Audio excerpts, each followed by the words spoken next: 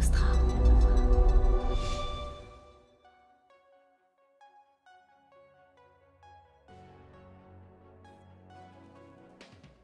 Blast, c'est un des records de financement puisqu'on a quasiment 1 million d'euros collectés sur KissKiss. Denis Robert, que moi je connaissais bien, m'avait mis dans la confidence de la création de ce média et il voulait se lancer très vite. Et en fait, j'ai réussi à le convaincre d'attendre 2 mois et de consacrer ces 2 mois à cartographier toutes les communautés de personnalités, de journalistes, de politiques, d'associations type Anticorps, etc., qui étaient susceptibles d'être intéressés par la création d'un média comme Blast et de relayer la campagne. Et ensemble, on a listé 300 points d'entrée qui sont 300 micro-communautés.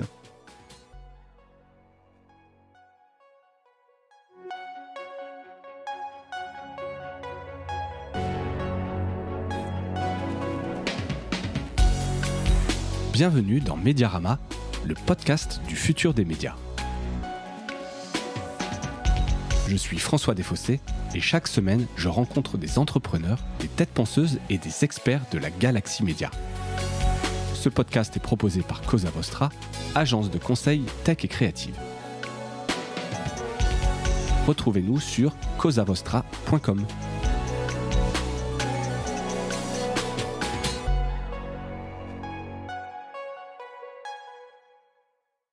Bonjour à toutes et à tous et bienvenue dans ce nouvel épisode de Mediarama. Je reçois aujourd'hui Jean-Samuel Krieg. Jean-Samuel, bonjour. Bonjour. Alors avant d'expliquer ton parcours, Jean-Samuel, tu es le COO, directeur des opérations et du développement de KissKissBankBank. Exactement. Voilà, donc on va parler évidemment aujourd'hui de financement participatif et c'était particulièrement intéressant de t'avoir parce que c'est un des passages importants dans le lancement de médias. D'ailleurs, pas que dans le lancement. Je pense qu'on pourrait aussi revenir peut-être sur ces idées reçues. C'est pas que pour le lancement.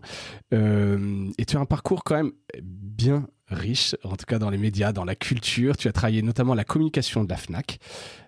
Tu m'arrêtes quand je dis des bêtises. Non, jusque-là, tout est juste. Directeur d'une agence digitale entre Paris et Berlin. Et je le disais quand même un peu le fil rouge de ta carrière, ça a été la culture. Donc, tu travaillais au Move. Donc là, tu retrouves un peu un micro. J'ai fait mes premiers pas au Move, ouais. Bon, écoute, ça fait tellement longtemps que je n'ose même pas dire la date. C'est vrai, bon, ouais, ça existait déjà. C'était quand 99, 2000, ouais. D'accord. Il y avait pas Internet encore à l'époque. C'était la première radio numérique. C'était la toute première radio numérique de Radio France. C'était un laboratoire de Radio France sur le numérique avant France Info. C'était pas avec Joël Renès qui était à l'époque. Ouais. Enfin, moi, mon directeur, c'était Thierry Garcia. D'accord. Oui, on pourrait retracer aussi l'histoire de Move. C'est aussi assez intéressant. Mais c'est pas l'ordre du jour. Tu as été également, ou tu es peut-être toujours chroniqueur sur le HuffPost. Toujours, ouais. J'écris dans plusieurs médias, encore en parallèle de mes activités. Ouais, Blast. Et en fait, après, j'ai une liste. J'ai vu Rokirama, Otomo, Art Dessiné. Et puis, tu es aussi l'auteur d'un livre, L'art du manga. Ouais, l'année dernière. Mon dernier livre, ouais. Un de mes dadas. Ah ouais, c'est ce que... La bande dessinée. En fait, le dessin au sens large. J'aime vraiment beaucoup raconter l'histoire de l'entertainment à travers le dessin.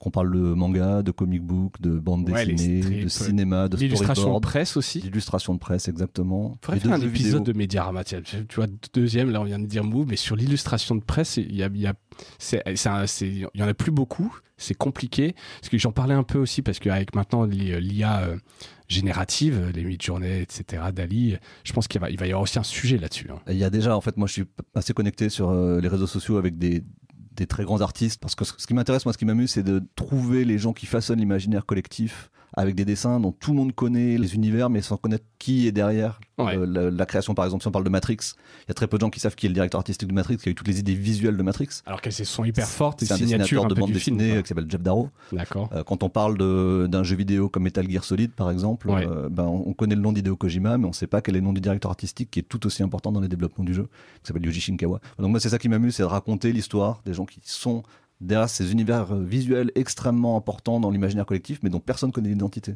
Ouais, c'est bien de les mettre en avant, effectivement. C'est des gens un peu de l'ombre. Ouais. Et pourtant, c'est important. Sans illustration, sans DA, ça n'aurait pas le même succès. Exactement. Donc voilà, animé par cette passion de la culture, tu l'as dit, un peu du dessin, de l'illustration, du design. Et depuis 1 an et demi, directeur donc des opérations et du développement chez KissKissBankBank, mais avant ça, tu étais déjà quand même un peu chez KissKissBankBank en tant que consultant. J'avais un pied dans l'aventure. En effet, j'ai monté une société qui s'appelle Tanuki il y a 6 ans, qui accompagne des entreprises. C'est vrai, c'est qui le nom de mon chien en l'occurrence. Ah ouais, c'est vrai. Oui. J'avais vu ça donc avec Thibaut qui est là à nos côtés, qui écoute l'enregistrement, qui nous a aidé, Thibaut Dujani, à monter cet épisode. Donc merci Thibaut, je te peux le faire en live, c'est pas une fois n'est pas coutume. Ouais, c'est le nom de mon chien. D'accord. Donc ça a la même origine, cet animal un peu pas mystique en tout cas qui existe, mais qui est mystique. Il est carrément mystique au Japon. En tout cas, il y a une mystique autour de ce personnage parce que c'est un animal réel, c'est une sorte de raton laveur. Ouais, c'est ça, c'est on appelle ça un chien vivrain en français. Ouais. Mais c'est un yokai. Donc les yokai, c'est des créatures qui sont censées avoir des propriétés un petit peu mystiques ou mythologiques. Et la particularité du tanuki, c'est que... Je te laisse le dire. Tu le sais ou pas? Évidemment, j'ai vu Pompoko. Ils ont on va dire la version un peu scientifique, un scrotum qui leur permet en fait de se transformer. Ah, mais ça, je le dis pas. Mais en général, tu le dis pas, ça le savent. Ouais, exactement. Ils ont des très grosses, des très grosses gonades. Voilà, et qui leur permettent de faire plein de choses avec. Ouais, mais c'est pas ça que j'allais dire. En fait, c'est moins important que la raison pour laquelle j'ai choisi ce nom pour ma boîte, c'est le tanuki pour les Japonais. Alors déjà, c'est l'animal qui accueille. Donc quand vous êtes au Japon, devant un restaurant, devant une maison, souvent il y a un petit tanuki en pierre ou en bois. Mais c'est surtout un animal qui peut prendre n'importe quelle apparence. C'est ça aussi l'histoire de Pompoko. Ouais. Et du coup, comme moi, je parlais beaucoup de transformation digitale, de transformation d'entreprise, de transformation de modèle économique. C'était ça, en fait, la raison d'être de ma société Tanuki. Ça racontait ça. La transformation. Voilà. Et comme je travaille pour des entreprises culturelles et que le Tanuki apparaît dans Pompoko, qui est un de mes films d'animation préférés, donc ça parlait de cinéma, c'est un personnage dans lequel Mario se transforme, donc ça parlait de jeu. Exactement, qu'on dit souvent un raton laveur, mais c'est pas un raton. C'est pas un raton laveur, c'est un tanuki, et c'est aussi un animal dans One Piece. Voilà, donc ça racontait à la fois la BD, le jeu vidéo, le cinéma, qui sont des univers. C'est le parfait symbole pour toi. C'était parfait comme identité pour. Et tu vois, c'est un lien de plus, c'est le nom de mon chien. Bon, je savais pas. Et donc voilà, j'ai travaillé pour KissKissBankBank d'abord en consultant avec Tanuki pour les aider à développer notamment on va dire la qualité, l'ampleur et le souffle des campagnes autour de projets culturels, médias. Et c'est comme ça que j'ai commencé à avoir un pied dans la boîte. Et puis petit à petit, ma mission n'a cessé de grandir au sein de KissKiss, qui est une grande famille. C'est une boîte qui est très très particulière en termes d'atmosphère et de qualité de travail. Et donc plus le temps a passé et plus j'ai travaillé pour eux jusqu'à ce qu'on me propose en effet de prendre la direction de la plateforme. Voilà. Carte d'identité. Pour ceux qui débarqueraient, qui ne connaissent pas KissKissBankBank, je l'ai dit rapidement, plateforme de financement participatif. Depuis quand ça existe et est-ce qu'aujourd'hui vous dites, voilà encore, c'est une plateforme de financement participatif? Ah, c'est une bonne question parce que c'est une question qui est d'actualité. KissKissBankBank existe depuis septembre 2009, donc ça fait bientôt 14 ans qu'on existe, pas tout à fait 14 ans. C'est une plateforme pionnière. Il y a eu un pionnier en France qui était My Major Company, mais sur un modèle quand même très très différent. Et qui est toujours là, sous une autre... Non, alors il semblerait qu'il revienne, mais c'est une boîte qui a fermé il y a quelques années maintenant, mais on a vu apparaître une page internet avec My Major Company revient en 2023. Très honnêtement, j'en sais pas plus. D'accord. Voilà. Apparemment, ça va réexister, mais ça n'existe plus au moment où on se parle. Mais c'était pas exactement la même chose, My Major Company. Non, c'était surtout un label musical. C'était surtout un label musical. Un label musical participatif. Ouais. Voilà.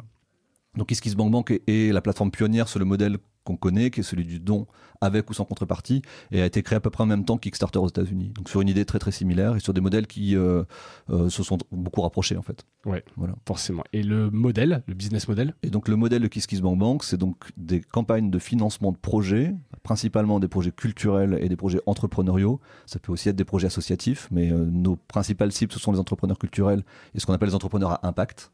Et donc, c'est du financement de projet, en général ancré dans le temps, c'est-à-dire on fait une campagne, on a un objectif et on essaie de remplir cet objectif avec du financement par le don de la foule. Voilà, c'est l'intelligence collective.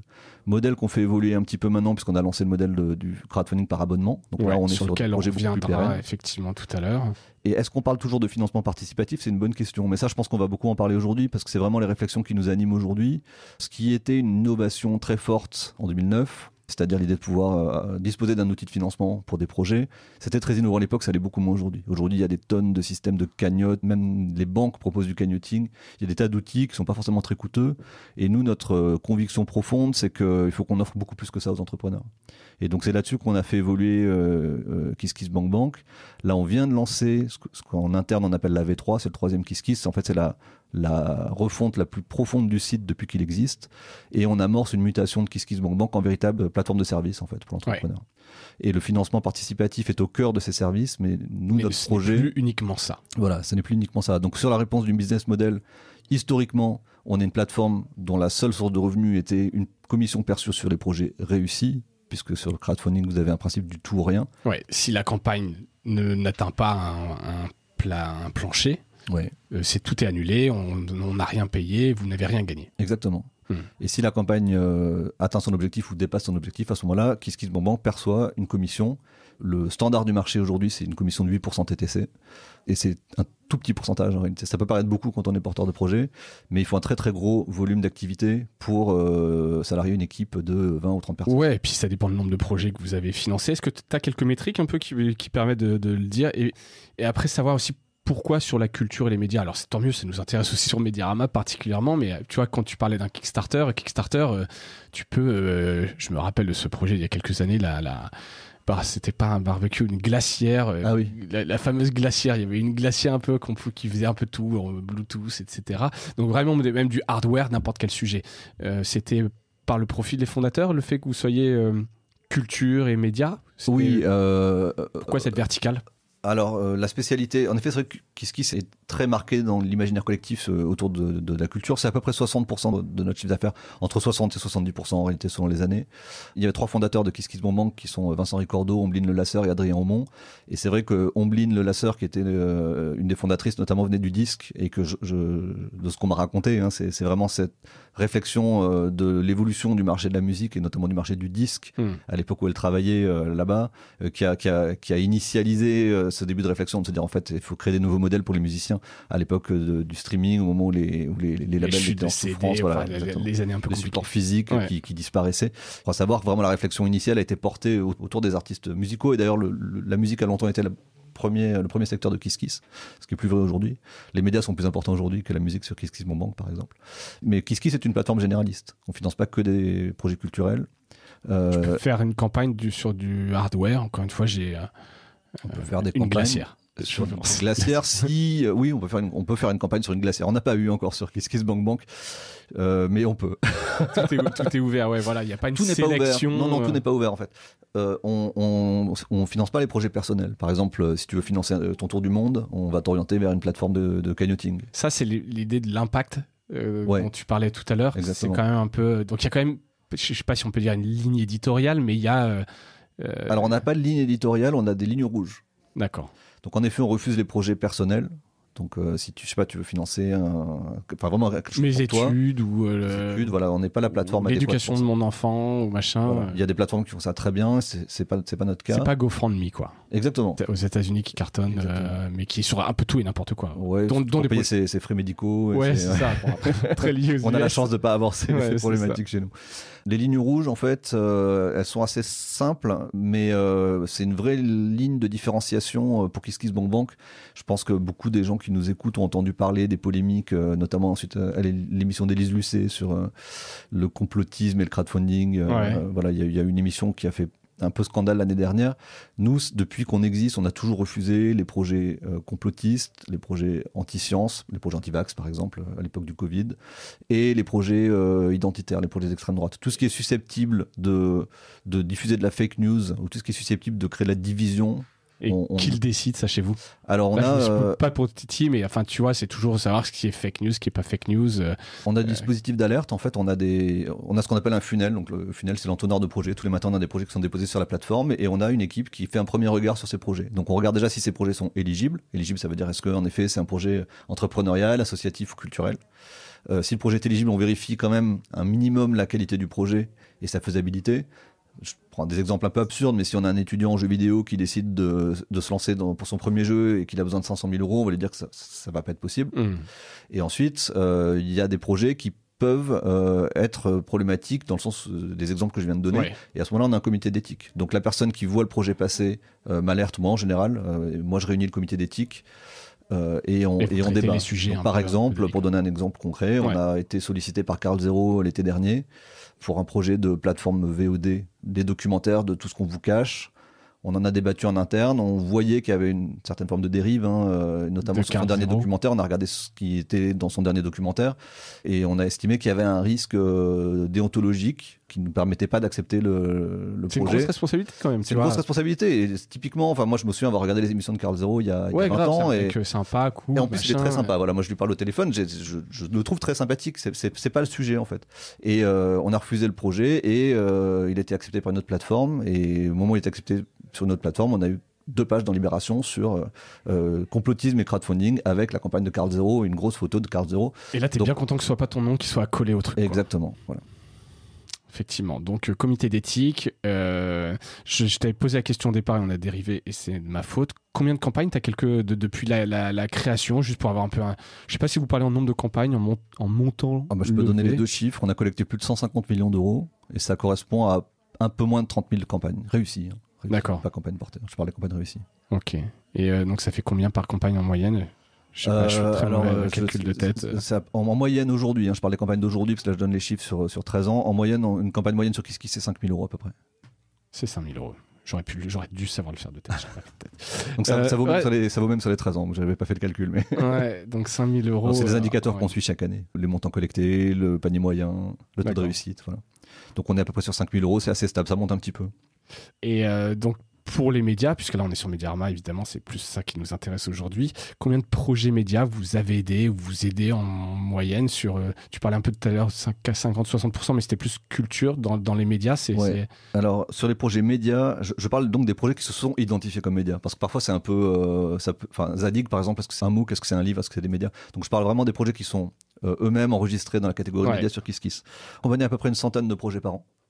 Et pour l'année 2022, qui était une petite année pour nous, mais peut-être on en reparlera après, on a collecté 3 millions d'euros pour les médias. Sur l'ensemble de l'activité de la plateforme, j'ai repris les chiffres parce que je savais qu'on allait en parler. Bien sûr. C'est important. Et donc, j'ai compté 875 projets depuis la création de KissKiss. 875 projets médias. Réussis. Ouais. Et pour un montant de 13,6 millions d'euros. D'accord. Donc ça fait presque 10% des montants collectés de la plateforme. C'est pas rien. Donc c'est une verticale assez importante. Et ce qui m'a amusé, parce que j'ai brassé plein de données, et du coup j'ai découvert que c'était la 2e catégorie en taille moyenne de projet. Puisqu'un projet média sur KissKiss en moyenne, on a dit qu'un projet moyen c'était 5 000. Et c'est 27 000 euros pour un projet média. D'accord. Donc c'est beaucoup plus. Ouais, donc ça c'est important de le dire. Ouais. Donc les campagnes médias marchent relativement bien. Mieux que la moyenne, mieux que le reste. Elles ont 82% de taux de succès. Donc c'est beaucoup. Ouais. Ah, c'est quand même ça veut dire 82% des campagnes médias qui se lancent sur KissKissBankBank atteignent leur objectif et le dépassent. Au moins le premier palier. Exactement. Et c'est quoi alors une campagne t'as des exemples? Alors moi j'ai le souvenir je suis désolé, j'espère que c'est chez vous, mais Canard PC par exemple. Celui-là il n'était pas chez vous. Merde, celui-là il n'était pas chez vous. Mais bon, ça met quand même en avant le financement. C'était une super campagne et c'est très bien qu'on ait des concurrents qui développent des très beaux projets médias aussi. Non, si je parle de campagnes qui sont en ce moment sur KissKiss, on a Zadig. Tu as parlé de Zadig que j'avais qui se relance. C'est la 2e campagne. On a Afrique 21. On a Matin je cite Matin parce que c'est marrant, c'est un média numérique, c'est un média Instagram de Dargo qui est un gros éditeur de bande dessinée. On a Malheurs Actuels, ça vient de se terminer. J'ai bien dit Malheurs Actuels, pas Valeurs Actuelles. Malheurs Actuels, qui est un journal satirique. On a 6 mois. On a Blast qui est en train de se relancer avec les Marioles. Oui, j'ai vu cette campagne que j'ai partagée. Campagne de marionnettes satiriques. Sur le modèle des Guignols. Exact. En fait, il y a beaucoup d'anciens des Guignols. Oui, dont Bruno Gassio. Et des nouveaux auteurs. Notamment Usul fait partie des nouveaux auteurs. Le streamer Usul. Ça, c'est un beau projet. Ça, c'est cool. Ça, c'est très cool. Je pense qu'il y a une place pour ça. Enfin, là, c'est plus un truc perso, mais... Ouais, c'est sûr. Mais on voit bien les réactions des gens sur les réseaux sociaux lorsqu'il y a eu les annonces, lorsque les premières marionnettes ont été dévoilées, les premiers sketchs. Il y a énormément d'enthousiasme sur ce projet. Bon, écoute, à suivre. J'espère que ça va le faire. On a pas mal de médias indés qui se financent aussi, de médias spécialisés, je veux dire, qui se financent chez nous. Il y a Rokirama en ce moment, il y a Atom, je crois, Mad Movies. Ça, c'est des campagnes qui sont en cours. Hein. Et donc là, c'est même pas des lancements. Tu vois, ça peut être des lancements ou ça peut être dans la vie d'un projet. Alors, Mad Movies, par exemple, c'est intéressant. Mad Movies, Atom, c'est le même groupe. Ou Tempura, c'est les médias qui financent chaque numéro. Et ça, c'est vraiment assez incroyable. C'est ça fait pour certains d'entre eux plus de 3 ans qui relancent tous les mois. Et on pourrait imaginer à un moment un syndrome d'épuisement. Et en fait, pas du tout, parce qu'ils ont réussi à développer des stratégies très intéressantes. Mad Movies, par exemple, ils financent leur hors-série. Donc ils vont avoir un mois hors-série sur les vampires, un autre mois hors série sur John Carpenter. Et donc, Et là, en ce moment, ils font le best-of de toute l'histoire du cinéma d'action. Et donc, à chaque fois, ils vont toucher une nouvelle communauté. Et à chaque fois, ils vont vendre de l'abonnement. Et donc, chaque mois, ils renouvellent leur public, leur audience.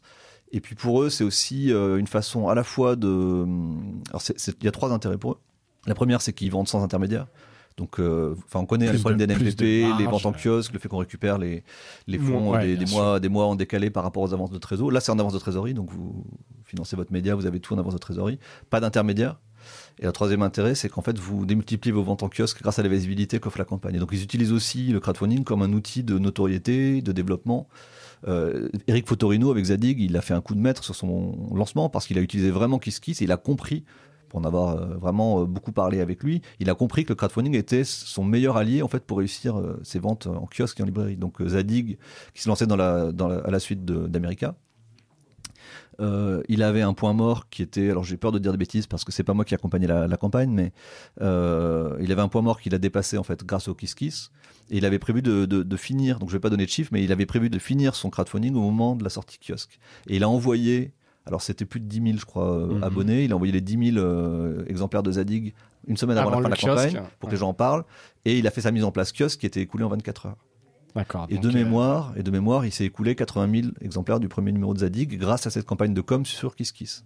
Sachant que le titre était déjà amorti avant même qu'il arrive dans les kiosques grâce à la campagne. Donc en fait, le KissKiss Bank Bank, pour un média, ce qui est génial, c'est que ça peut être une façon de réduire son risque et en même temps d'accélérer les circuits traditionnels.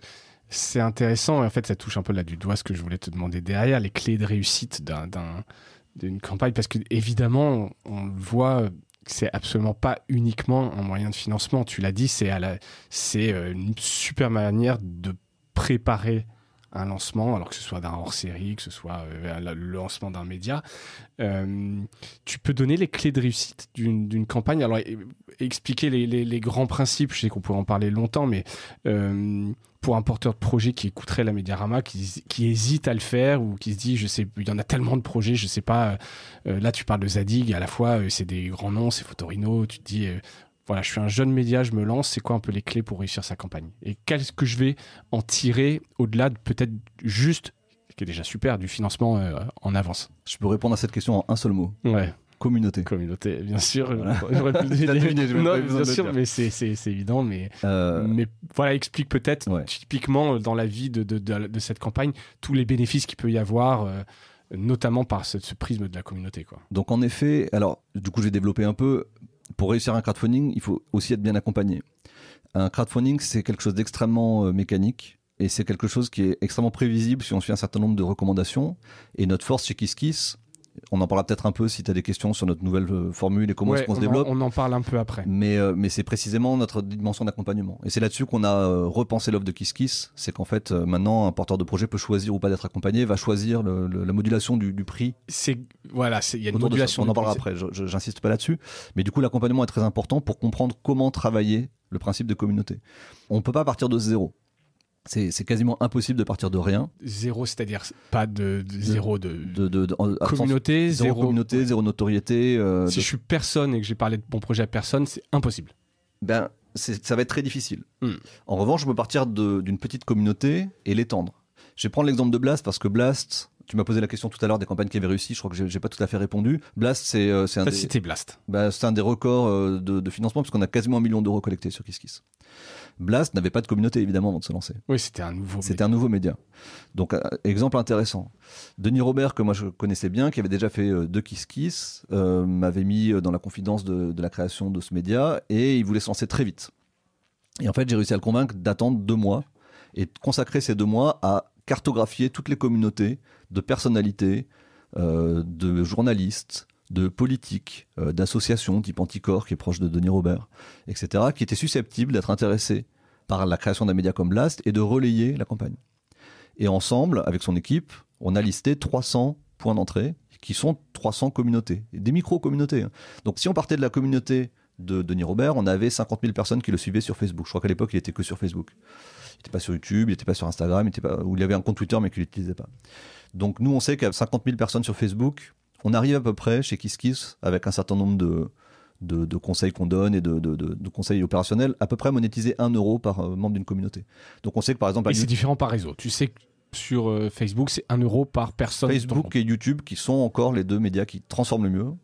Facebook, ça surprend tout le monde à chaque fois que je le dis, mais Facebook transforme mieux qu'Instagram pour du crowdfunding. Mais on est à peu près sur 1 euro par abonné. Alors parfois, on fait beaucoup plus fort. Je prends l'exemple d'une chaîne YouTube qui s'appelle Nexus 6 qui a fait sa 2e campagne il y a un mois. Ils avaient 200 000 abonnés sur YouTube et ils ont collecté 450 000 euros. Donc ça, c'est des taux de transformation très très élevés. En général, quand on travaille bien, on arrive à monétiser à peu près 1 euro 1 euro par abonné. Donc Denis Robert, j'ai dit, si on se borne à ta communauté et qu'on lance Blast comme ça, là tout de suite, on va collecter 50 000 balles. Et on peut collecter beaucoup plus. Et en effet, avec ces 300 points d'entrée et ce travail qui était très méticuleux de storytelling et de raconter tout ce qui allait se passer avec des prises de parole de plein de personnalités, ils ont collecté 950 000, un peu moins de 950 000. Donc c'est comme ça qu'on construit un crowdfunding. Et en général, c'est un travail que nous, on peut accompagner qui prend minimum, alors surtout sur des tailles de campagne comme ça, qui prend minimum 2 mois. Mais en tout d'un mois de préparation. 2 mois calendaire ou il y a 2 mois de boulot, calendaire. En tout d'un mois de préparation, moi je déconseille très fortement de lancer un crowdfunding. Voire je pense que c'est une erreur. Si on accepte, si on pense que le projet est bien, mais je trouve que c'est dommage parce que on travaille autant.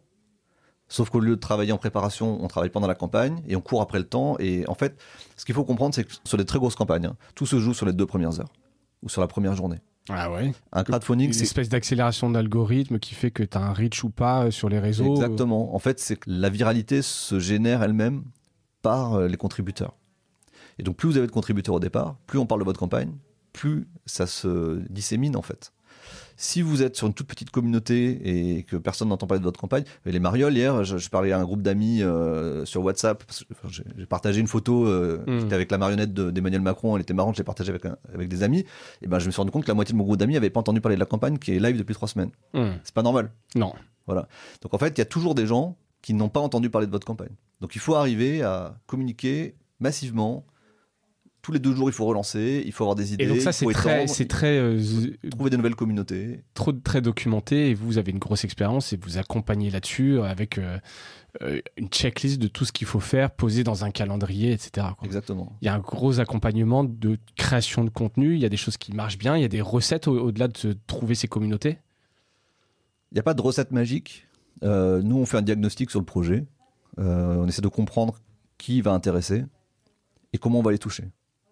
Et vous êtes capable quasiment de dire de manière assez précise combien ils vont lever ? On est capable, on a fait... Blast, par exemple, c'est une très bonne surprise ou vous visiez ça Blast, on visait entre 500 et 600 000. D'accord. Donc c'est une bonne surprise qui a bien accéléré. En général, quand on travaille vraiment sur des cartographies de communauté, on a développé des sortes de tableurs géants avec énormément d'indicateurs de transformation, de reach, avec plein de paramètres. Et ça nous permet Parfois, il nous est arrivé de trouver des montants à 1000 euros près. Ouais. Ça, c'est fou, ça. Ouais, c'est un peu l'expérience, tu l'as dit, en même temps, vous avez un peu de volume, un peu de data, c'est aussi la beauté de la chose. Blast, je reviens sur cet exemple, ça a cartonné à ce point-là parce qu'il y a une grosse équipe et une grosse ambition, ou parce que vous avez fait un gros boulot, parce que vous y avez cru, vous êtes un peu des faiseurs de rois ? Non, je pense que Blast a marché d'abord parce que c'est un bon projet. C'est pas nous, les responsables du succès de Blast, c'est l'équipe de Blast. C'est Blast. Nous, on est une plateforme d'intermédiaire. Si le projet est pas bon, on n'est pas des magiciens. Donc les seuls responsables du succès de la campagne de Blast, c'est l'équipe de Blast et la qualité du projet.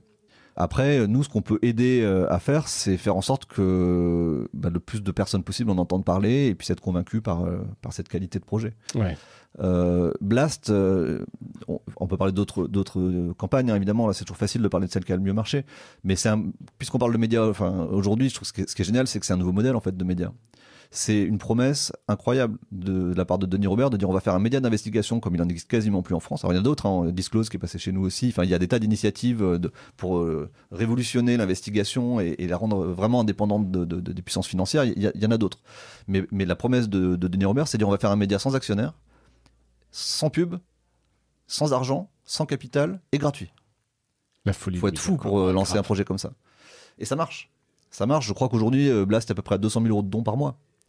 Parce qu'ils ont démontré, donc il y a des gens qui leur ont fait confiance, qui leur ont donné ce quasi million d'euros pour maintenant lancer, montrer ce que tu peux faire. Voilà. Et maintenant, les dons affluent parce que les gens ont compris que c'était vraiment un média totalement indépendant et qui faisait des enquêtes que les autres médias ne faisaient pas. Et moi, j'entends autour de moi d'ailleurs des gens parfois me parler de Blast, qui découvrent. C'est un média qui continue de trouver son public et de se développer. Moi, je trouve ça génial de se dire qu'en 2021, puisqu'ils sont en 2021, on continue d'inventer des nouveaux modèles. Ouais, c'est clair. C'est clair, c'est assez fou et je pense que ça ne s'arrêtera pas et c'est un peu la beauté de la chose. Si tu reviens un peu en arrière, tu as vu un peu une évolution. Alors évidemment, il y a cette nouvelle offre dont on va parler un peu sur l'abonnement. Est-ce que tu as vu une évolution de ce modèle de financement et est-ce qu'il n'y a pas un peu de fatigue comme on peut avoir d'ailleurs dans l'abonnement, on en parle quand même beaucoup aussi à ce micro, mais se dire encore une campagne de financement, etc. Est-ce qu'au final, t'as pas une espèce d'habitude qui s'est mise? C'est une question qu'on me pose souvent. Alors, je vais séparer le conjoncturel de peut-être plus du structurel. Voilà. Structurel, moi, et c'est plus ce qui m'intéresse d'ailleurs, de voir un peu l'évolution du financement, etc. Voilà, parce que 2022 a été une mauvaise année. Ouais. Pour tous les acteurs du marché. C'est-à-dire dès lors qu'il y a eu le début de la guerre en Ukraine et que le pouvoir d'achat est inflation, voilà, ça joue direct sur le portefeuille. Donc c'est moins lié à la qualité de. Donc on a toutes les plateformes ont flanché lourdement. Je veux dire, on a eu un mois à moins 50 toutes les plateformes, y compris les plateformes américaines, etc. Mais c'est le moment où je me souviens, Libération a titré sur le fait que la fréquentation en salle était la plus basse depuis 80 ans, salle de cinéma. C'est le moment où j'avais des éditeurs de BD ou des éditeurs de livres qui me disaient que plus personne n'allait en librairie. Voilà, il y a eu un impact en fait sur la consommation qui a largement dépassé le marché du crowdfunding. C'est pour ça que je considère que cette année elle est un petit peu atypique. On la sort du spectre de ton analyse. En tout cas, voilà, je pense qu'elle n'est pas significative d'une évolution de marché. Si on prend une plus longue traîne sur l'évolution du crowdfunding depuis 13 ans, on a toujours été en croissance à part 2022. Des croissances relativement modérées, je dirais, puisqu'on est sur des croissances qui sont en général en dessous de 10%. Alors on peut considérer que c'est beaucoup, mais pour réussir à payer une équipe de 20-30 personnes, ce qui sera à peu près le modèle confortable pour une plateforme de crowdfunding avec une commission à 8%, il faut vraiment un volume d'affaires qui est aujourd'hui pas atteint encore en France, ou alors qui serait atteint par les deux plus gros acteurs du marché. Donc ça oblige à repenser le modèle économique, on va en parler après. Et l'évolution, c'est que la taille de marché, c'est plutôt moins de projets, mais des plus gros projets. Donc chaque année, on a un peu moins de projets, mais des projets de plus en plus gros. Donc il y a une professionnalisation du marché, une professionnalisation des acteurs. Nous, on a un sujet quand même sur ce qu'on appelle le funnel, c'est-à-dire le volume de projets entrant spontanément le matin, combien de projets on trouve déposés sur la plateforme. Bon, sachant qu'on en refuse beaucoup, hein, donc il y a aussi cet indicateur de nous, on compte toujours en projets lancés, et c'est vrai que de fait on en refuse un certain nombre. Mais ceci dit, on a moins de projets lancés aujourd'hui qu'on pouvait en avoir il y a 5 ans par exemple. Et on aimerait bien retrouver du dynamisme parce qu'on est persuadé qu'il n'y a jamais eu autant d'entrepreneurs culturels, autant d'entrepreneurs à impact, et qu'on peut les aider. Et donc ils vont ailleurs ou ils ne vont plus sur ce modèle, ils cherchent d'autres modèles? C'est un peu des deux, il y a de plus en plus de plateformes et en même temps beaucoup de plateformes meurent aussi parce que comme je l'ai dit, il faut un très gros volume d'activité. Il y a beaucoup de plateformes qui sont lancées et qui souffrent. Donc oui, il y a toujours à chaque fois qu'une plateforme se crée, il y a un petit peu de déperdition. Pourtant, c'est pas un gros marché. Enfin, c'est à la fois hyper utile, etc. Mais je sais pas si moi, en tant qu'entrepreneur, j'ai l'impression que voilà, le marché il est déjà bien et donc aller sortir du lot là-dessus, c'est dur, quoi. En fait, le principal enseignement que moi j'ai eu en tant que développeur d'affaires pour KissKiss, c'est que avant de commencer à travailler pour KissKiss, quand on m'a dit voilà, en gros, je vais être franc, on m'a dit il y a des marchés culturels sur lesquels on n'existe pas, on est à zéro, et les autres plateformes ont plein de projets, donc il faut qu'on arrive à chercher chez nous. Donc moi, j'ai imaginé au début que ma mission, ça allait être d'aller détourner des porteurs de projets de plateformes concurrentes. Ouais. Et en réalité, au moment où je sourçais, je continue de sourcer des projets. Quand je source des projets, la plupart du temps, c'est que j'arrive à convaincre des gens qui ne pensent pas au crowdfunding qu'on est un outil pertinent pour eux.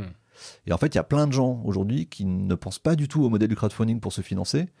Et quand on arrive à les convaincre de se lancer chez nous sur des projets éditoriaux, sur des projets entrepreneuriaux, et qui voient les chiffres que ça peut susciter, eh ben, ils sont vraiment étonnés, en fait.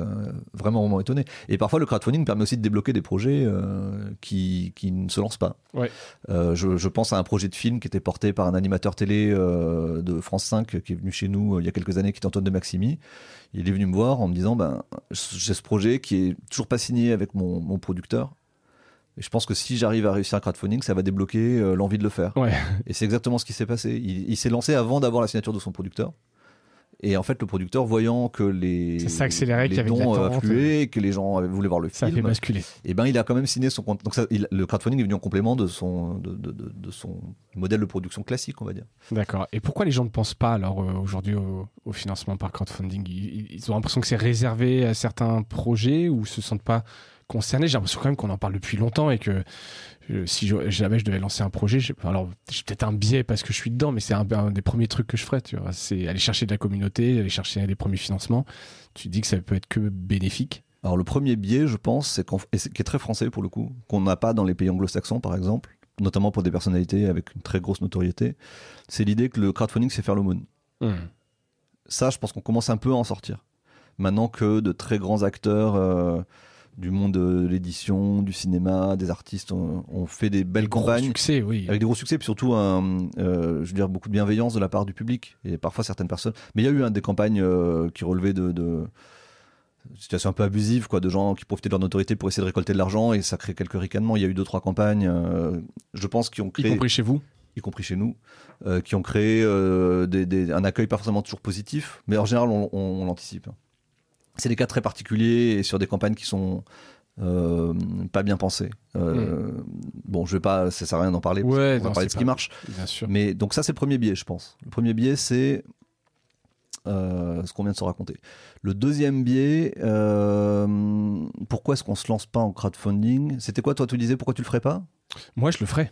Ah, tu le ferais, moi, pardon. Je le ferais. Ouais. Moi, mais ça me paraît. D'ailleurs, j'ai du mal à comprendre ceux qui ne le font pas. Tu dis que tu vois encore des entrepreneurs qui n'y pensent pas et que tu dois encore convaincre de le faire du bien fondé. Ça m'arrive aussi dans les médias où je sais pas, les gens ils n'ont pas le réflexe. J'ai l'impression que ça, à l'école ou quoi que ce soit, tu devrais presque. Ah, ça y est, j'ai retrouvé le fil de ma pensée. Le deuxième biais. Vas-y. Parce que je pensais au monde de l'édition. Ouais. Et pourquoi est-ce que certains éditeurs ne le font pas ? Et ça, c'est très intéressant. C'est parce qu'ils pensent que, par exemple, un éditeur de livres, je parle pas de médias forcément, ou un éditeur de MOOC, va avoir l'impression de trahir ses partenaires habituels comme les libraires. D'accord. Genre et ça, je l'ai souvent entendu. Coup de couteau dans le dos, ce circuit alternatif. Exactement. Tu respectes pas la filière. Ouais. Et c'est faux, puisqu'on a démontré qu'un livre qui cartonnait en crowdfunding cartonne en librairie. Ouais. Parce que le taux de transformation finalement d'une campagne KissKiss, il est très très faible. Pour une personne qui achète, si on repart tout en haut de l'entonnoir de communication, vous avez un message sur Facebook par exemple qui va parler du KissKiss qui va être vu par 100 personnes. Oui, et au final, il y en a 1% qui va cliquer. Exactement. Sur le 1% qui va cliquer, il y en a 2% qui vont contribuer. Donc on a 1000 fois plus de personnes qui entendent parler du crowdfunding que et ceux qui qui achètent. potentiellement vont aller acheter ailleurs, et qui sont etc. sensibilisés, exactement. Et ça, en fait, on l'a démontré notamment avec un éditeur qui est Delirium, qui est l'éditeur d'un auteur qui s'appelle notamment Richard Corben. C'est un tout petit éditeur, Delirium, c'est une personne qui travaille, c'est le fondateur qui travaille sur son catalogue, et c'est un catalogue d'auteurs propriétaire, il fait tout seul, exactement. Le one man. Et il travaille sur des auteurs cultes des années 80, d'une revue anglaise qui s'appelle 2000 AD, qui est le métal hurlant anglais, et sur des auteurs de comics américains indés. Voilà, Richard Corben était un auteur un peu oublié. Les chiffres que m'avait donné Laurent Lerner, c'est le nom du fondateur de Delirium, c'était qu'il avait chaque année une mise en place dans les librairies qui était toujours la même et que ça s'écoulait entre 1 an à 2 ans. Quand il a expérimenté KissKiss, c'était sur un titre de Richard Corben, c'est pour ça que je parle de cet auteur, et il a explosé les chiffres sur le KissKiss parce qu'il a fait une édition de luxe. Donc une édition de luxe, ça veut dire que le panier moyen était 4 fois plus élevé que l'album en librairie. Il jouait sur l'aspect collector, puisque quand on est collectionneur de BD, on aime bien avoir des beaux ouvrages. Donc c'était beaucoup plus cher, mais il y avait 15 paliers d'amélioration. Donc à chaque fois qu'un palier d'amélioration était atteint, donc par exemple c'est... Là on l'a pas expliqué, mais pour rapidement, en fait, c'est des campagnes, on atteint des paliers, et en fonction de palier, ça donne plus de moyens pour sortir un meilleur produit, exactement. Grosso modo. Hein. Et donc c'est ça l'engagement de Delirium, c'est de dire si on collecte, alors je me souviens plus des montants très honnêtement, mais c'est pas par grave. exemple si on collecte 15 000 €, la bande dessinée sort dans son édition collector. Si on a 20 000 €, on peut faire un cahier de 20 pages supplémentaires avec des croquis ou avec... voilà, si on a 5 000 € de plus, on aura une postface de tel auteur. Si on a 5 000 € de plus, on aura un vernis sélectif sur la couverture, puis on aura un coffret, puis on va changer le grammage du papier, etc. Enfin bon, c'est après, fou, ça, quand même. L'éditeur s'amuse et essaie de faire le plus bel objet possible.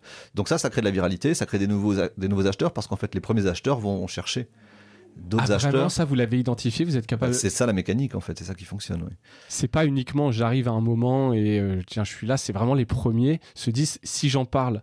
En fait, pour le même montant donné que moi j'ai donné, plus j'en parle, meilleur va être le produit que je vais avoir. Exactement. C'est pas mal comme truc sur la viralité. Et donc pour l'éditeur aussi, c'est de l'avance de trésorerie, donc il récupère les fonds, il peut payer ses fournisseurs avant même que le livre soit dans les librairies. Et de ce que m'a raconté Laurent Lerner, c'est un petit peu ce qu'on a dit plus tôt sur Zadig, c'est que lorsqu'il a mis en place cette version librairie, donc qui était différente, qui n'était pas la version très très collector du Kiss Kiss, sur la BD de Corben, la première semaine, tout le tirage était vendu. Ça, c'est fou. Et il n'avait fait aucune autre action de communication que le Kiss Kiss. Et j'ai plein d'autres exemples comme ça. Donc c'est gros changement de paradigme pour lui et pour un effort minime, en tout cas peut-être ces 2 mois, vous l'avez accompagné, etc. Mais ça a changé totalement la vie de son projet. Totalement. Et j'ai un autre exemple qui est encore plus impressionnant. On a battu 2 records d'Europe en montant collecté pour du crowdfunding sur sur 2 livres d'un auteur qui s'appelle Bob Lennon, qui est un YouTuber. Donc il a une grosse communauté de 2 millions de fans et il a fait 2 fois quasiment 1,9 million, quasiment 2 millions d'euros sur les ventes d'une série de livres. Donc il y a plusieurs volumes, c'est volume 1, le volume 2. Et ce livre ne devait pas sortir en librairie. Et c'est vrai qu'on pourrait supposer que quand on a fait 2 millions de précommandes sur un livre, la base de fans, la base de lecteurs, surtout que c'est très communautaire, Bob Lennon, c'est vraiment les gens qui suivent sa chaîne YouTube, donc ils sont censés être tous au courant que le livre est sorti. On peut imaginer que voilà, le marché se suffit à lui-même. Bien sûr. Il y a une mise en place de 50 000 exemplaires du premier livre. Alors je ne sais pas ce qui sera du deuxième qui n'est pas sorti, mais je sais que à la demande des libraires et à la demande du distributeur, il y a eu une mise en place de 50 000 exemplaires du livre qui n'était pas prévu et qui n'aurait jamais existé si le crowdfunding n'avait pas aussi bien marché. Et je reviens dans l'exemple d'un média, je l'ai dit tout à l'heure et j'insiste, en fait on peut le faire de manière récurrente. Et est-ce que c'est justement en ayant vu un peu le fait que je sais pas comment vous appelez, des porteurs de projets le fassent de manière récurrente qui vous a donné envie un peu de switcher sur le modèle de l'abonnement, qui est un peu là le gros changement de modèle. Alors c'est quelque chose qu'on observe aussi beaucoup dans les médias, l'abonnement, tu l'as suivi, tout le monde l'a suivi, ça devient un peu le modèle dominant d'un modèle économique. Qu'est-ce que vous proposez là-dessus et c'est quoi l'idée derrière, d'où c'est venu? Alors oui, c'est un des 2 éléments en effet du nouveau Kiss Kiss. Il y a aussi la commission dégressive dont on parlera après, parce que je pense que c'est un élément très important. Sur l'abonnement, ce qui nous a intéressé, déjà c'est par rapport aux typologies de porteurs de projets qu'on accompagne. On accompagne de plus en plus de médias, on accompagne de plus en plus de podcasteurs, puisqu'on est sur un podcast aujourd'hui, c'est important de le rappeler. On accompagne aujourd'hui beaucoup de vidéastes aussi, et on s'est rendu compte que beaucoup des porteurs de projets qui étaient sur Kiss Kiss créaient des projets avec beaucoup de valeur. Quand je dis valeur, c'est pas sur un plan financier, parce que précisément ne dégageait aucune valeur financière. Ouais. Je parle aussi de newsletters sur le climat, par exemple. Voilà, donc des choses qui parfois concernent des communautés de centaines de milliers de personnes, mais sur lesquelles on n'a pas encore trouvé de modèle économique. Je pense que c'est pas à Mediarama que je vais apprendre. C'est très compliqué de monétiser un podcast. Exactement. Et les newsletters, c'est des sujets dont on parle beaucoup. Et pourtant, création de valeur, tu as raison, en termes de contenu, en termes d'impact, qui peuvent être folles. Hein. Ouais. Et donc, comme tu le disais, il y a déjà des acteurs sur ce marché, on peut les citer, il y a Patreon, il y a Tipeee, etc. Ouais. C'est des plateformes qui ont installé l'idée de pourboire, que chez KissKiss on trouve un peu dévalorisante. Donner du pourboire, c'est pas forcément très sexy.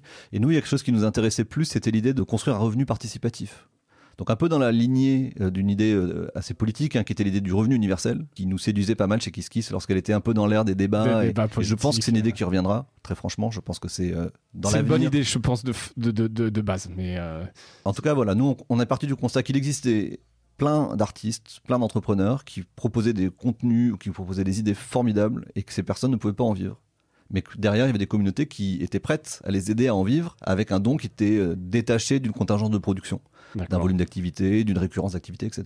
Donc nous, c'est ça qui nous intéresse, c'est de proposer... Ça, c'est important ce que tu as dit, c'est pas comme Patreon où tu payes pour un épisode avec un engagement, un épisode par semaine et je vais donner, moi, 1 euro par épisode, etc. Là, c'est différent, c'est pas lié à une régularité de production ou à une volumétrie ou quoi que ce soit. Non, après le créateur peut le faire. Voilà, il peut s'engager à faire un épisode par semaine s'il en a envie. La mécanique, elle n'est pas liée à un nombre de précis d'épisodes, de contenu. La seule régularité, c'est celle du prélèvement. Donc vous vous engagez par exemple à donner 2 euros par mois ou 5 euros par trimestre. Après ça, chacun décide de ce qu'il veut donner. Mais la seule régularité, elle est en effet au niveau du don, elle n'est pas au niveau du contenu. La question que j'avais, c'est sur cette terminologie, c'est intéressant, c'est que vraiment vous vous êtes dit, nous on veut sortir un peu de ce truc du pourboire, où il y a un truc qui est vraiment... c'est pas juste de la sémantique ou quoi que ce soit, c'est vraiment pour vous c'est un peu différent. Alors, c'est complètement différent, l'idée d'avoir un revenu ou un pourboire. Ouais. Je crois qu'aux États-Unis, Parce que les mécaniques sont exactes. Aux États-Unis, on peut être serveur et pas avoir de salaire, et vous êtes payé que par les pourboires. En France, c'est illégal. Vous avez un salaire d'abord pour être serveur, et je pense que la valeur du travail d'un serveur en France mérite un salaire. Ouais. Et après, s'il y a des pourboires, tant mieux, mais c'est pas du tout. Ça ne doit pas être basé. Philosophiquement, un pourboire, c'est pas un revenu. Non. J'aime bien un peu l'idée quand même d'avoir réfléchi. Après, il y a autre chose qui est importante, c'est que avoir une communauté de gens qui vous donnent des petits dons, 1 euro, 2 euros, 5 euros, 10 euros par mois, après chacun fait comme il veut, c'est aussi une communauté. Et que ça nous permet petit à petit, et c'est ça qu'on essaie de construire avec les porteurs de projets, les premiers qui viennent faire l'abonnement chez nous, c'est de sortir de la dépendance aux GAFAM. Parce que tout à l'heure on parlait du principe du reach sur Facebook. Aujourd'hui, si vous avez 100 000 personnes qui vous suivent sur Facebook, le reach d'un post en moyenne il est de 6%. Ouais. Donc ça veut dire que si vous avez 100 000 personnes qui vous suivent sur Facebook, là, il y en a que 6 000 qui vont vraiment voir. Même pas forcément vraiment voir, il y en a que 6 000 dont le post va s'afficher dans le flux. Oui. Ce qui n'est pas du tout la réalité de ceux qui vont le voir. Lire ou cliquer. Ou donc c'est pas la valeur réelle. Ouais. Nous, l'engagement qu'on a, c'est que si vous avez 5000 personnes ou 6000 personnes, par exemple, qui sont abonnées à votre compte sur Facebook, si vous postez un message, les 6000 vont le recevoir, ils vont en être notifiés, etc. Ouais. Donc du coup, 6000 personnes sur KissKiss vaudront 100 000 sur Facebook, à peu près, quoi. Mais l'idée, c'est de se dire, petit à petit, on va essayer d'accompagner une fin de dépendance à ces communautés qui vous obligent en fait à acheter de la pub si vous voulez vraiment être vu par votre communauté. Ouais. Et donc, je prends l'exemple de Capture Mag, qui est je crois, le tout premier porteur de projet à avoir tenté l'abonnement. Vous l'avez sorti quand, cette offre ? Il y a très peu de temps, là. C'est vraiment tout récent. Ouais, c'est début 2023. C'est fin 2022. Ouais, c'est le dernier trimestre 2022. Capture Mag, je ne sais pas si vous connaissez, c'est un podcast. Non, je ne connais pas, je ne vais pas dire de bêtises. C'est un podcast très cinéphile, c'est des anciens de Mad Movies principalement, qui avaient créé un site il y a quelques années, puis qu'ils ont développé un podcast. C'est un des plus gros podcasts cinéma. D'accord. Ils fêtaient leurs 10 ans là, et donc ils ont créé un MOOC, qui est une sorte de best-of des 10 ans, et puis plein de nouvelles interviews de cinéastes autour de ces univers-là. Ils se sont lancés sur KissKiss avec ce MOOC, ils ont embrayé sur une campagne d'abonnement. Et leur projet, en fait, c'est de financer, je crois, 1 ou 2 livres par an, je ne sais pas exactement, mais c'est de faire des projets éditoriaux récurrents et petit à petit d'appuyer en fait ces projets éditoriaux sur les abonnés qui donnent sur la nouvelle offre. Voilà. Ouais. Et donc nous, en fait, ce qu'on essaie de cultiver, c'est le fait de pouvoir faire les deux. Et c'est ça qui va aussi nous distinguer d'un Patreon ou d'un Tipeee. C'est l'idée de dire, mais peut-être que t'es podcasteur, tu vas avoir des centaines ou des milliers d'abonnés au fil des années, puis peut-être un jour tu voudras faire un livre, et qu'en fait, ce livre, sur la même plateforme, tu vas pouvoir le financer. Ouais, ça c'est intéressant. D'où ce que tu disais, plateforme de service, en fait, au final, il y a vraiment beaucoup plus de trucs. J'ai quand même des questions sur cette question de l'abonnement, notamment pour les médias. À quel point ça vient concurrencer leur prise d'abonnement en direct ? Alors, c'est pas les mêmes leviers d'acquisition. Tu vois, mais Non, mais c'est une bonne question. C'est pas les mêmes leviers d'acquisition. Blast, par exemple, ils nous utilisent pas pour les dons mensuels. Ils ont pas envie de payer une commission pour ça. Mais ils auraient pu.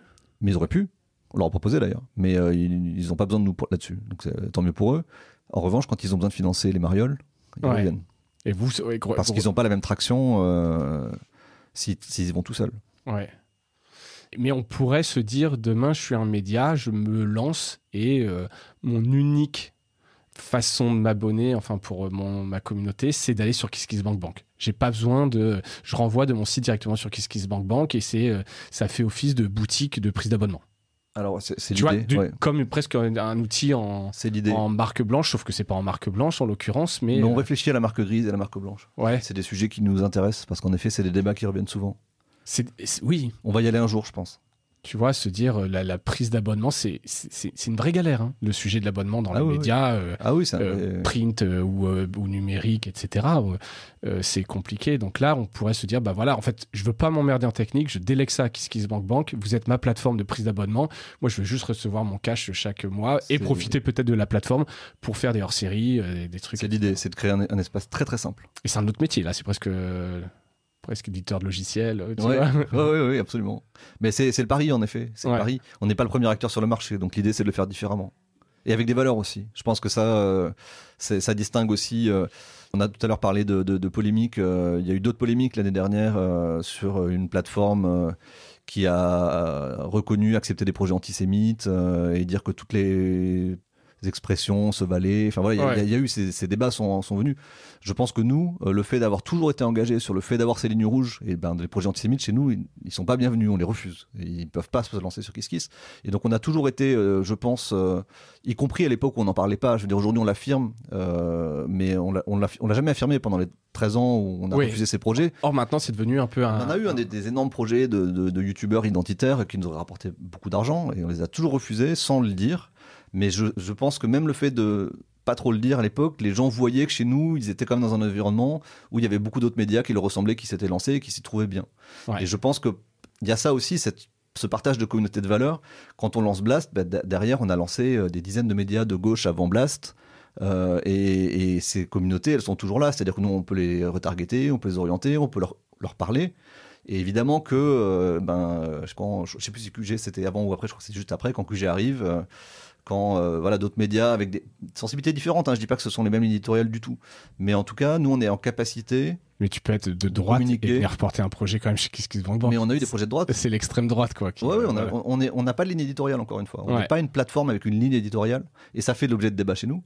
Ouais, j'imagine, et tant mieux, j'espère même. Mais moi je considère que tout média qui contribue au débat public, dès lors qu'il est dans la démocratie et dans le respect de la parole de l'autre, il a sa place chez KissKiss. On a eu des médias de droite. C'est bien de le rappeler aussi. Je reviens sur une question qui est technique, et je suis désolé, je reviens un petit peu en arrière. Comment ça marche techniquement ? Est-ce que quand je suis abonné à un média sur KissKissBankBank, quand j'arrive sur le média, je suis reconnu, il y a une espèce de SSO où, tu vois, c'est technique, ça peut paraître chiant, mais c'est important dans la vie d'un média, techniquement, savoir comment ça marche. C'est-à-dire que je me connecte sur le média et j'ai mon login mot de passe et il me reconnaît parce qu'il y a une API avec KissKissBankBank, ou non, c'est un truc des systèmes différents. Je suis pas sûr de comprendre ta question. L'abonnement par rapport à la plateforme classique ? Je me suis abonné à un média via KissKissBankBank. Donc là, en tant que contributeur, on parle pas en tant que contributeur. Okay. En tant que contributeur. La fois suivante, je vais sur le média, je me log, donc je suis abonné, je paye tous les mois.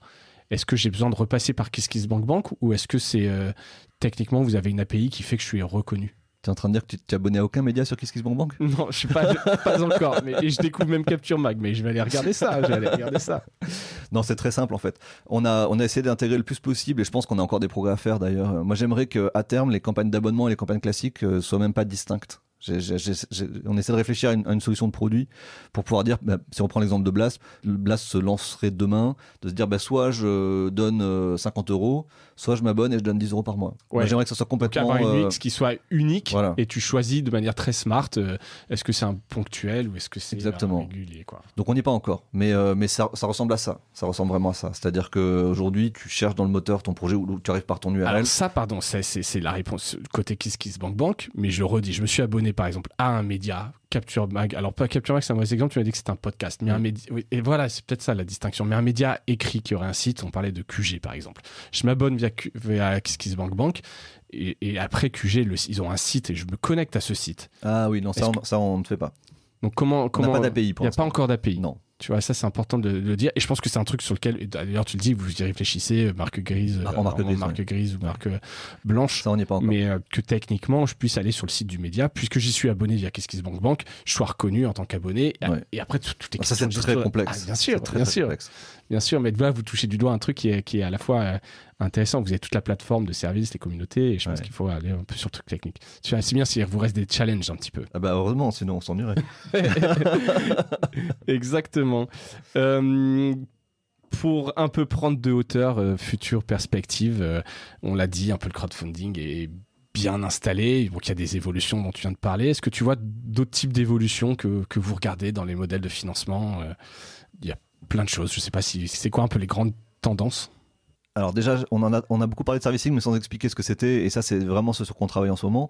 Ça va beaucoup plus loin que tout ce qu'on se raconte. C'est-à-dire qu'aujourd'hui, on veut être une plateforme de service pour l'entrepreneur, alors médias, culture, tous les entrepreneurs, mais on travaille ta stratégie de marque, on travaille toute l'anticipation de ton lancement, on travaille l'acquisition de leads en amont, on travaille ton community management, on fait tes photos, on fait tes vidéos, tout ça on est en train d'installer. Et tout ça, est compris dans le système de commission. Non, ça c'est à la carte. Ça c'est à la carte. C'est le vrai service. Je suis un média, je pouvais aider sur tout ça, quoi. Voilà. Alors on est compétitif au niveau des prix par rapport à une agence. Mais l'intérêt aussi, c'est tout est intérêt. C'est par exemple si on fait ton acquisition de lead, non seulement on connaît ton univers, ton écosystème, parce qu'on a accompagné des centaines d'entrepreneurs comme toi, mais en plus de ça, on connaît la data de KissKiss. Ouais. Et ça, on peut pas la communiquer à une agence, parce que c'est sur un plan RGPD, on est les seuls à pouvoir. Unfair advantage, quoi. Exactement. Donc ça, évidemment, c'est un atout formidable pour l'entrepreneur qui se lance chez nous. Et ensuite, on a aussi des services qui sont intégrés avec des partenaires. En fait, notre objectif, c'est chaque fois qu'un entrepreneur nous pose la question de « est-ce que tu peux m'aider sur ça ?» c'est de lui répondre oui. Oui. Parce qu'on a beaucoup répondu. On connaît du monde, non. on connaît... Par exemple, je donne un exemple qui va être très parlant, la logistique. Il y a 2 ans, on a une campagne de youtubeur qui s'appelle Villebrequin, qui voulait 30 000 € pour faire un projet qui était d'équiper une Fiat Multipla d'un moteur de F1, et ils ont eu 1 100 000 € de dons. Ils n'avaient pas du tout anticipé.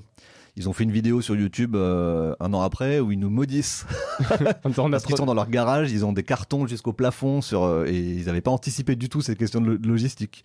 Bon, ils nous maudissent, c'était de l'humour, c'était sympathique, c'était bienveillant, c'était drôle. Mais c'est vrai qu'on n'anticipe pas toujours en fait le travail qu'il peut y avoir derrière une campagne de crowdfunding. Donc là-dessus, on apporte des solutions. Aujourd'hui, on a plusieurs partenaires logistiques selon le besoin, selon les quantités, selon ce qui est recherché par le porteur de projet. On peut orienter pour dire voilà plutôt celui-là ou plutôt celui-là. Mais l'idée c'est de dire les produits envoyés par exemple ils sont directement livrés sur palette du fournisseur au partenaire logistique et le partenaire logistique il fait les paquets, il les envoie, il fait le suivi, s'il y a un colis perdu, il gère le SAV, etc. Donc ça c'est un exemple. Il y en a d'autres par exemple, on a souvent demandé puisqu'il faut des communautés, est-ce que vous avez accès à des influenceurs? Ouais, bien sûr, tu peux. Alors, moi, je disais, oui, j'en connais un certain nombre, surtout ils sont passés chez nous, mais en même temps, si à chaque fois qu'il y a une campagne BD, on va vers le même influenceur BD, ça va vite être limité.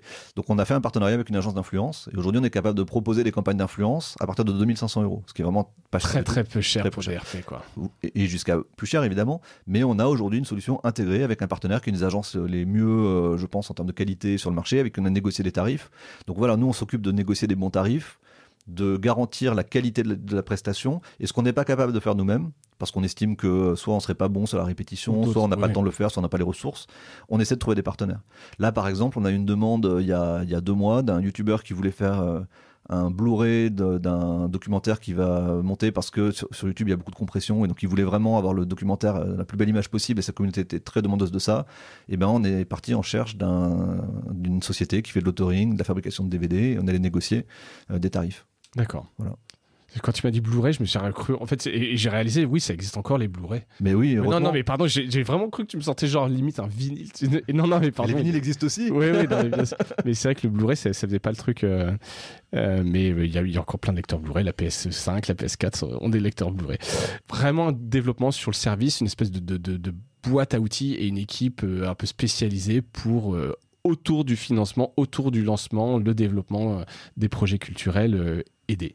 Et ça, c'est vraiment comme ça que vous vous positionnez maintenant. C'est notre philosophie et notre avenir, pour répondre à ta question, c'est d'amorcer un mouvement d'une plateforme de financement participatif à une plateforme de service pour l'entrepreneur culturel et l'entrepreneur à impact autour du financement participatif. Super résumé. Voilà. Merci Jean-Samuel. Dernière question. Alors, est-ce qu'il y a une autre question que tu aurais aimé que je te pose, que j'ai pas posée, ou est-ce que j'ai un trou dans la raquette dans la préparation de cet épisode? On n'a pas dit quand même que la commission, à chaque fois on a dit qu'on allait en parler plus tard. Alors je les avais notés, 0, 6 ou 12. C'est ça, en TTC ou 0,510 hors taxe. Donc maintenant l'idée c'est que quand on est porteur de projet, donc je rappelle, le crowdfunding c'est 8%, la base sur toutes les plateformes. Le modèle sur classique Patreon qui est plus cher. Ouais. Nous on a décidé de mettre un grand coup de pied dans la fourmilière, on s'est rendu compte que parfois 8% c'était beaucoup pour un porteur de projet, et on savait que nous on passait beaucoup plus de temps sur l'accompagnement des projets, et à perte, pour être tout à fait franc.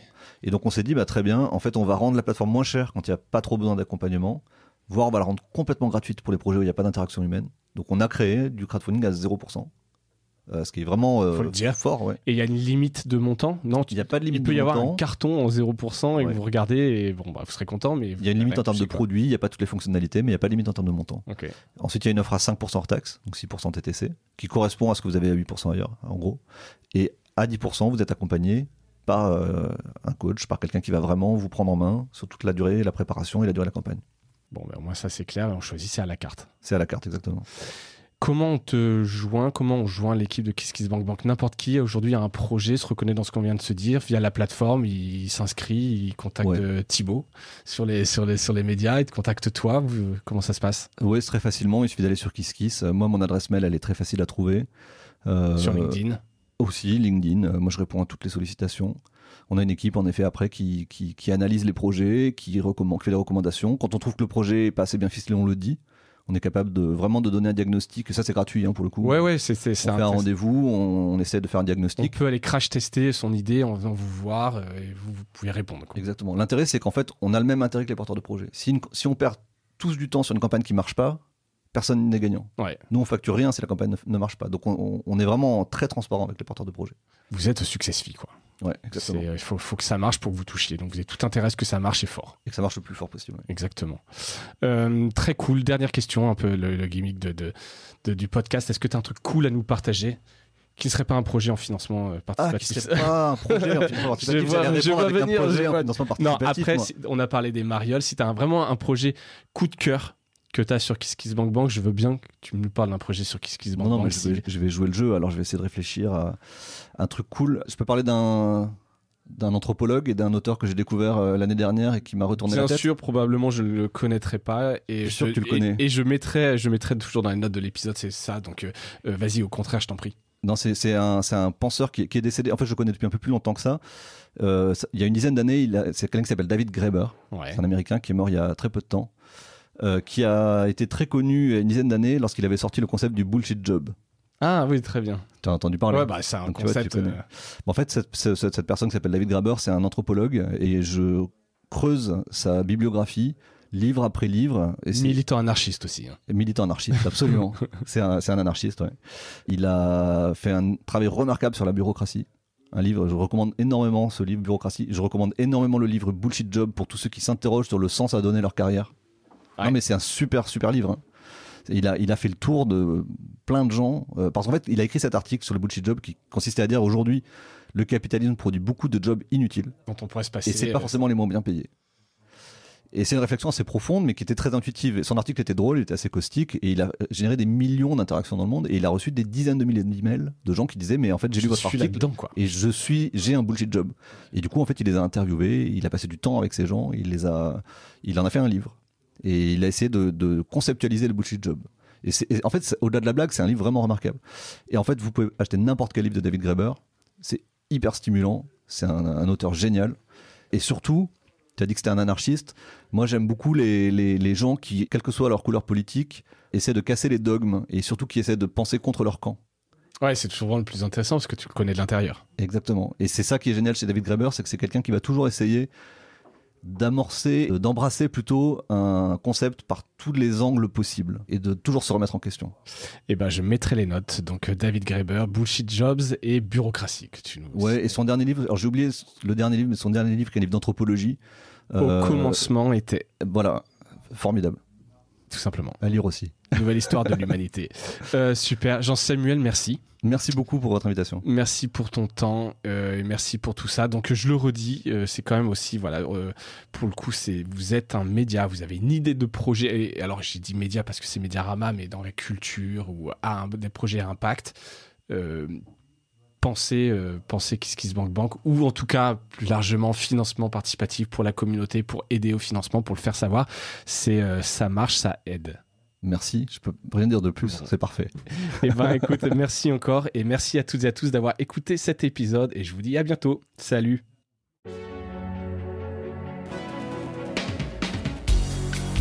Voilà, Mediarama s'achève.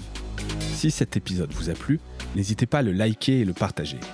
Et puis, si vous souhaitez être accompagné par notre agence Cosa Vostra, contactez-moi par mail mediarama@cosavostra.com. Portez-vous bien.